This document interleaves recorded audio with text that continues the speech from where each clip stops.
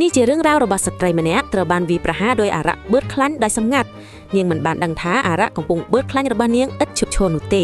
ដែលជាមូលហេតុដែលមិនថានាងញ៉ាំប៉ុន្មានក៏ដោយនាងមិនអាចឡើងទម្ងន់បានទេផ្ទុយទៅវិញទម្ងន់របស់នាងបន្តថយចុះហើយនៅពេលដែលជាខ្លាញ់របស់នាងអស់អារក្សនឹងចាប់ផ្ដើមបឺតសារធាតុចិញ្ចឹមពីរាងកាយរបស់នាងថ្ងៃមួយនាងប្រមាញ់អារក្សគីមីបានមកដល់កន្លែងហាត់ប្រាណមួយហើយឃើញអារក្សកំពុងបឺតខាញ់ពីក្មេងស្រីម្នាក់គីមីដើរតាមក្មេងស្រីនោះទៅបន្ទប់ទឹកនិយាយលេងសើចហើយនិយាយថានាងចង់ឲ្យរាងកាយរបស់នាងល្អឥតខ្ចោះដូចក្មេងស្រីនោះដោយមានអារម្មណ៍អាណិតក្មេងស្រីនោះសម្រេចចិត្តបង្ហាញអាថ៌កំបាំងរបស់នាងនៅពេលដែលគីមីដាក់ដៃលើស្មារបស់ក្មេងស្រីនោះស្នាមសាក់របស់នាងរំកិលយឺតទៅលើរាងកាយរបស់ក្មេងស្រីនោះភ្លាមនោះក្មេងស្រីម្នាក់ទៀតចាប់ផ្ដើមហាត់ប្រាណហើយសង្កេតឃើញថាទម្ងន់របស់នាងកំពុងកើនឡើងជំនួសឲ្យការថយចុះបន្ទាប់មកផ្សែងខ្មៅចាប់ផ្ដើមចេញពីម៉ាស៊ីនថ្លឹងទម្ងន់បំពេញកន្លែងហាត់ប្រាណទាំងមូល